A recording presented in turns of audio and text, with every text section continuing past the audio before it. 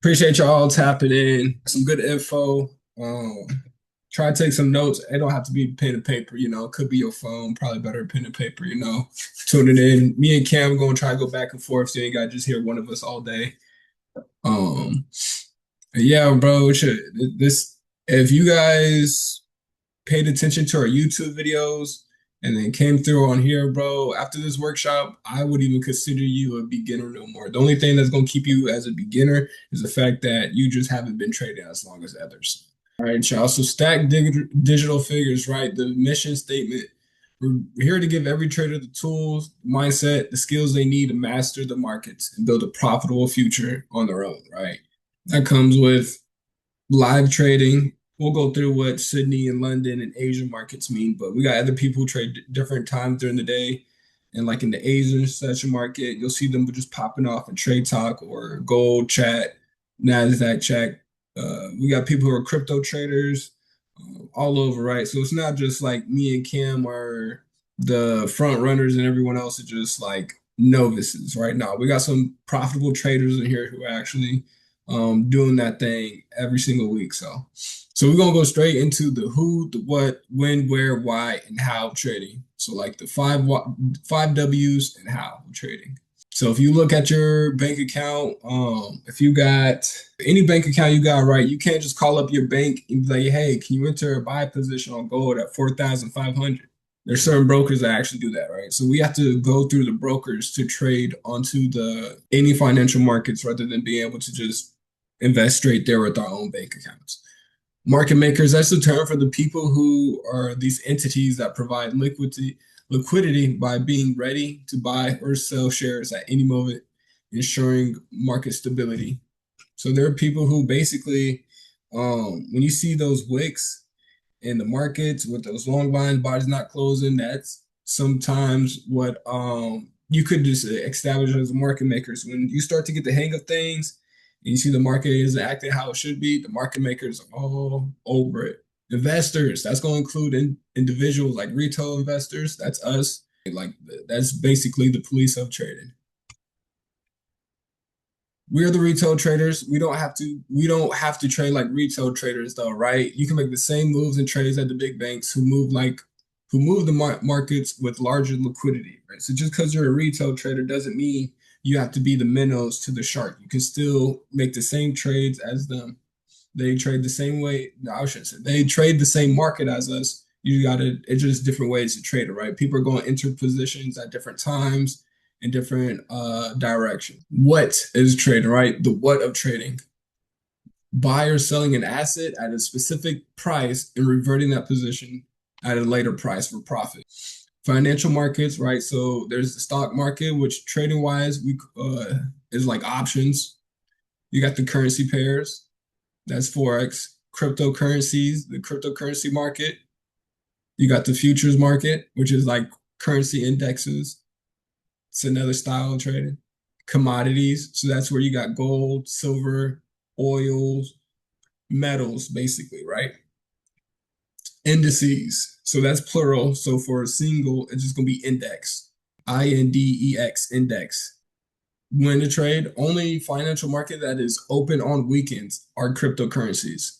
So if you're not trading a cryptocurrency, Bitcoin, XRP, or your favorite crypto with whether it's Dogecoin or Shiba, right?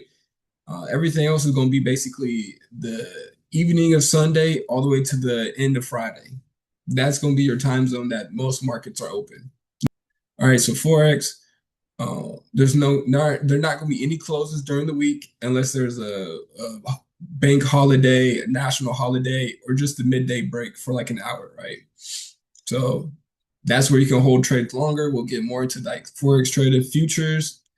Trading day ends at 3 p.m. Central Time, 4 p.m. Eastern Time. It's going to reopen for another trading day 1 or 2 hours later.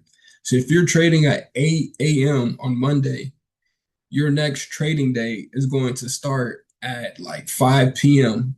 on Monday, the same day, but it's going to count for the next day on like Tuesday rather than that Monday.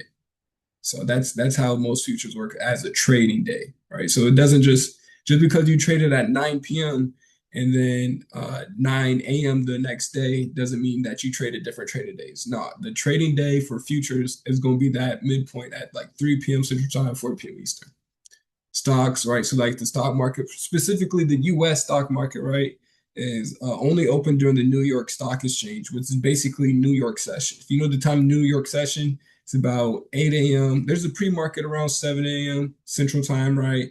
And then it closes around like 3, 4, 5 p.m. When trading Sunday evenings to Friday afternoons, right? Market trading sessions. So there's the New York session, Sydney session, Tokyo and Asian session. They're the same thing. You hear Tokyo session, they're talking about Asian. You hear Asian session, they're talking about Tokyo. London session.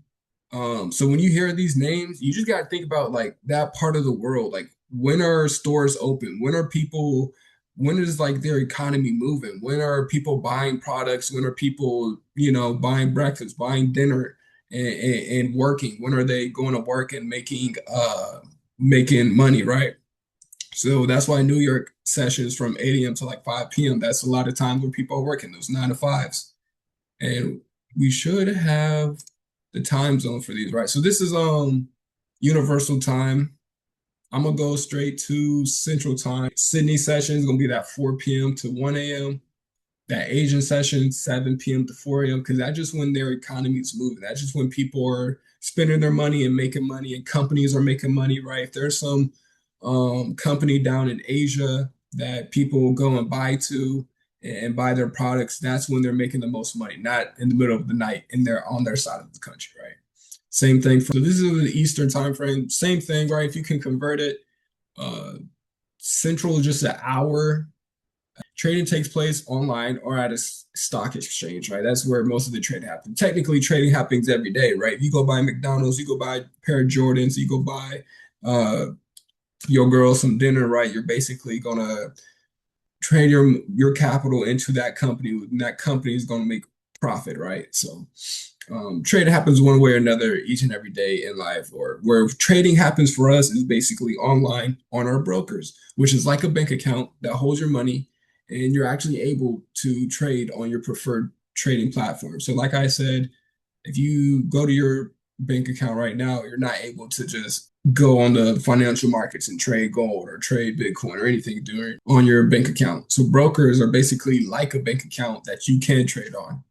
So the difference between brokers and the trading platform is actually where we trade on. This is the platform that your brokers allow you to trade on. So that could be TradingView, could be TradeLocker. If you're using Top Step, it's going to be Top Step X. Prop firms allow you to trade their capital on the preferred trading platform. So the difference between brokers and prop firms, brokers basically is your live account. You can set something up where you can leverage your account. If you have $500, they can give you like a 50K account, but you're still using that $500 in there. A prop firm is basically you're fully trading their capital. If you may pay for a certain amount of capital, but that's going to be the capital that you're trading with and trading within their rules, right? All within their trading platform. There's a lot of ways people can come up with like ways of trading. So fundamental analysis is basically like news and just like when Donald Trump tweets, perfect example of fundamental analysis, and people can take advantage of that and actually capitalize off of that. It moves the market basically. So right now, if something that you use every day, the iPhone just, I don't know, went out of business or something like that, that would drastically affect the stock market because there's a lot of liquidity that company makes. That company makes billions and trillions of dollars a year, and if that stops, that's going to affect the market. So that is fundamental analysis. Write that down. Technical analysis is more when we're looking at the charts.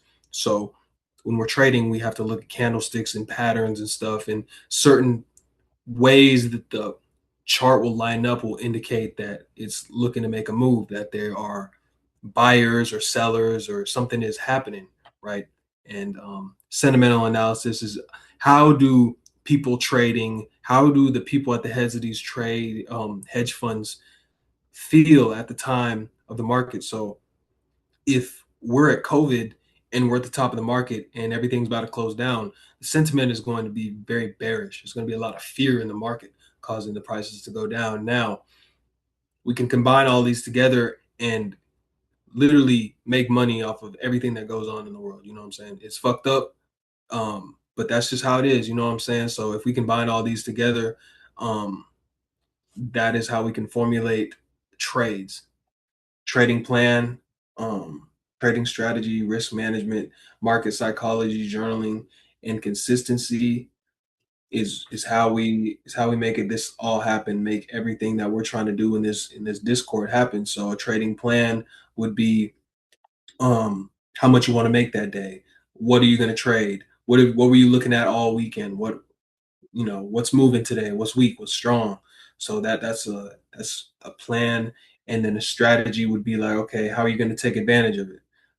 There's multiple different styles of trading strategies that we can go through. Obviously, just not right now. It's probably like 10 that I use. Um, Risk management would be like, obviously, how we said we want to have a target with our plan for how much we want to make that day.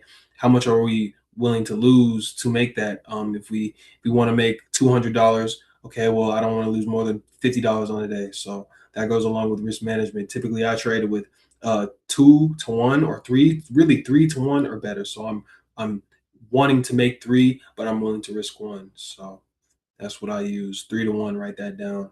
And if my trade doesn't line up with that, I just go on to the next one. Like risk to reward, we'll see it on the chart too. Market psychology is just being able to identify what the market's going to do, and it's really time on the chart too. So the more you trade, the better your market psychology will be. Journaling is just after you do 1 through 4, you literally just write down how you feel. And journaling is the most important part because like it helps you get out of the emotional side of having your money in the market and taking trade. You know what I mean? You'll be more of like a robot to where you'll see what's going on and you'll just react. You know what I'm saying? And if it goes, it goes. If it doesn't, you'll catch it soon enough to have it not even affect anything. And journaling is going to help that process be faster. Like, you know what I'm saying? It's like basketball. You're going to practice, you're going to watch film. Trading, same thing. Consistency, everything that we just talked about. So you can Yes, go I to the love that next page. example of basketball, bro. I be related to traded to basketball every single day. Y'all know this, bro. Yeah, Man, gotta get in the gym, gotta get your reps up, gotta get your shots up, exactly. gotta get in the film room. Exactly. So Exactly. why trading, right? People in large institutions see this area of the market as liquidity and want to capitalize off of that liquidity, bro. There's money I to be made. actually write all that down and then we can go to the next slide. Oh, Apple's about to release the next iPhone. Maybe you want to get in for a buy because you think their shares are gonna go up. You can trade that time that they're about to have that news release, or when they actually release the iPhones, profit from it, and then sell it all without having to worry about you could add up all the stock markets, the US stock market, China stock market, Mexico stock market, London's Forex, which is basically all every country's currencies combined, is going to be the biggest liquid market in the world. So there's always going to be some money you can get out of Forex, bro. Like that is it's around like $7 or $8 trillion within the Forex market. What it is, one currency against another. So if you think about Forex, right, basically what Forex mean is foreign exchange. So futures are really, it's basically how I see it is trading kind of just like one currency index. So when you really think of future, you're really trading, could trade just the dollar index, the value of the dollar going up, the value of the euro going up. I usually trade futures for like I like it for like gold and Nasdaq. So commodities and indices you usually can trade on any type of platform, whether it's Forex futures, right? So the why of trading is finding that edge that you have within yourself. You all got to kind of define it within self, right? So the market comparison, Forex is going to be 24 hours, 5 days, week access. You got high leverage, low cost to start. Some days you got to take your L, some days you got to walk away with your W's. How traders file taxes. All right, so if you're a Forex trader, the form you're going to look at is a 1040. It's going to be reported as capital gains. It's not self-employment taxes.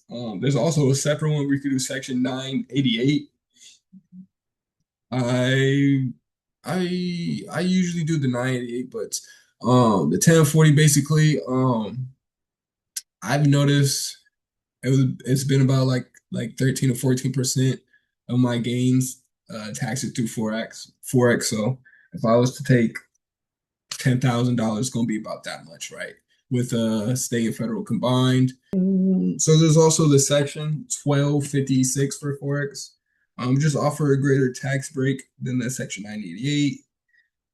Uses for spot traders, which are basically what we are, futures and prop firms, especially like Top Step. If you're trading on Top Step, they're already going to give you that 1099 sec form, which if you ever DoorDash before, maybe Uber. I haven't done Uber, but I'm assuming this is like the same tax form as those. So if you ever DoorDash before and report your taxes, it's going to be the same thing as this, right? Because they're not going to take taxes from your if you request a payout for $2,000, they're not going to take $20 of your 2,000 and claim that as tax. They're gonna give you two first 2K. But the cool part is that you got a lot of ways to do tax deduction, so you ain't gotta owe much, right? So the main difference between that 1099 and the 1040 is gonna be reported as capital gains, not self-employment taxes. With the prop firm, Top Step, 1099, that's going to be self-employment, not capital gains, right? So if you're getting payouts from prop firms, that's not going to be reported as capital gains. That's going to be reported as self-employment. It's something that the IRS has to confirm, basically. Which if y'all got questions how this works, we'll get into all that. But the TTS, trader tax status, is basically a great way for you to deduct business expenses. The cons of it, you have to make at least like 200 trades. You have to make at least like 400, 500 trades a year.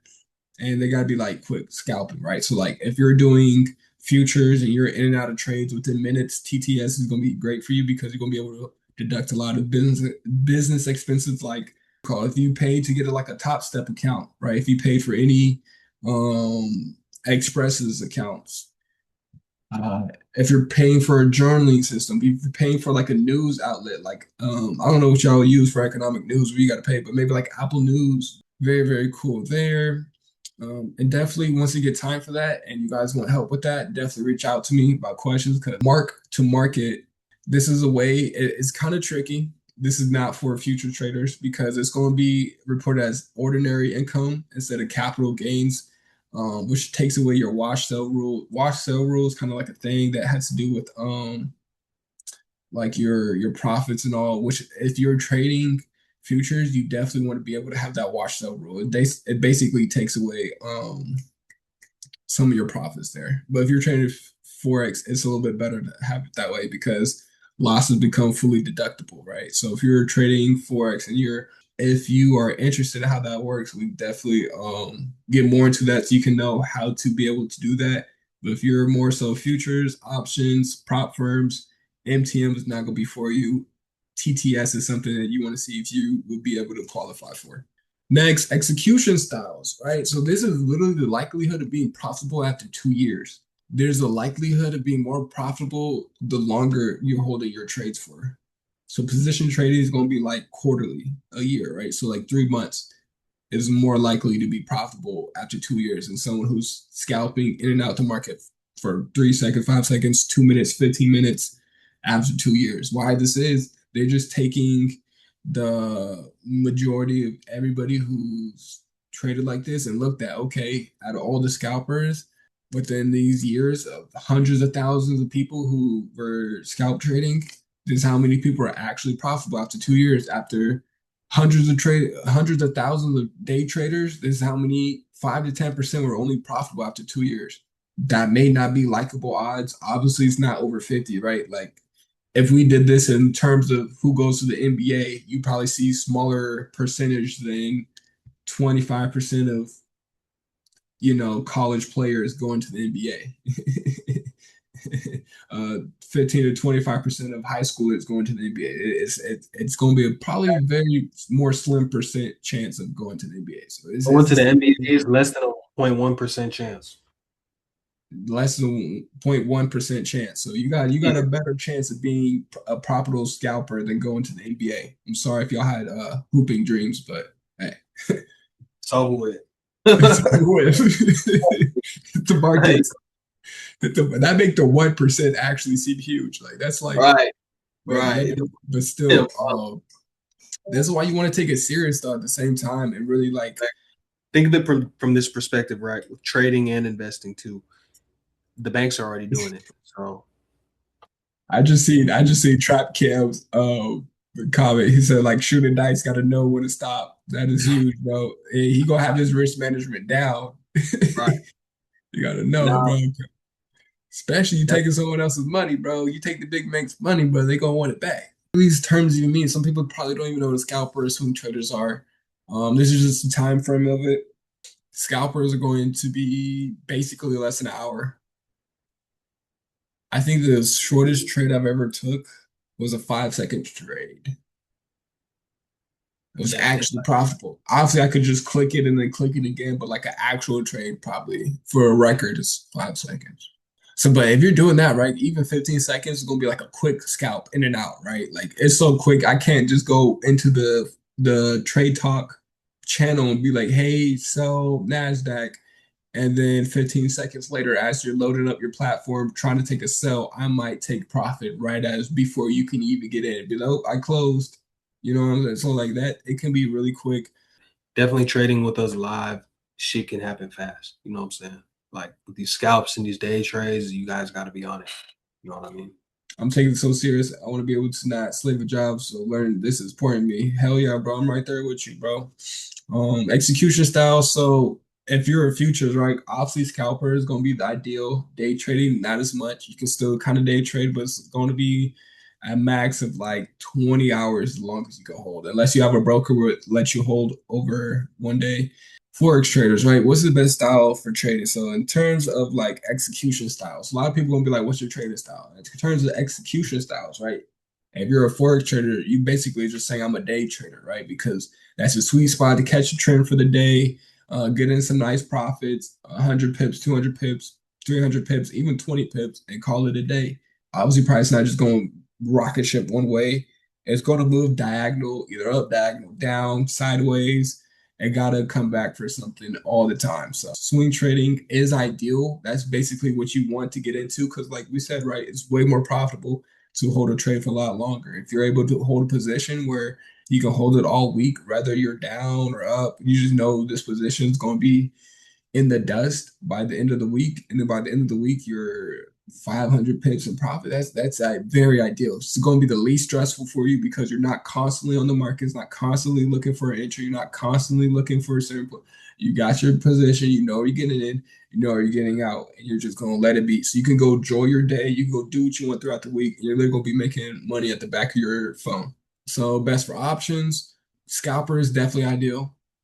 Contract choice is like if I'm trading SPY SP 500 at $600 and the contracts that I'm choosing are for the $700, it's not a good contract choice. You want to trade close to the money within reason to your account. You know what I'm saying? So like we'll get into that more in the Discord once you guys get joined up and everything, and we go over it and have another class. But contract choice for options is important when you're day trading, really just in general. But yeah.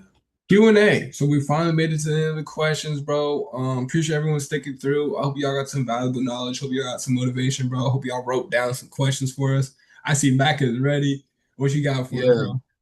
yeah. Nah, before we jump into the questions and answers, I just want to say something. I started this shit back in October, and I'm not gonna act like I'm extremely profitable or anything like that. But I do want to say it is important to understand why you are in this space, other than money. You know what I mean? Fall in love with the process of trading. Get used to looking at the charts. Have the discipline to be able to do that. Do not let an argument with your lady follow you to the charts.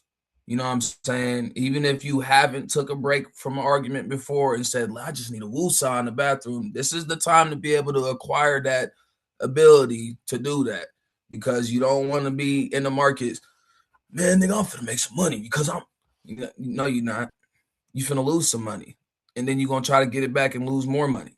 Or you might get lucky thinking that that's how the charts always work. And then you're gonna go try to do it again, and then you're gonna lose that plus some, just from the emotions going on in here. So I was when I first started back in October, So it was a battle that was going on in my mind. So I didn't really have to take accountability for it because nobody was technically being hurt by my actions or my thoughts but me, because the market is going to expose yourself to you. You know what I mean? It's gonna show you where you get greedy. It's gonna show you where you get fearful, and it's gonna show you where you should have took a move that you now miss because you was like, damn, I think that's right, but I don't know yet. Just get used to looking at the charts and getting familiar with what's going on and being able to educate yourself, bro. Like for real, the process of trading, if you fall in love with the process, the money will be a side effect. Hey, we're here for you, H. I'm gonna stop the recording there. I appreciate everyone tapping in.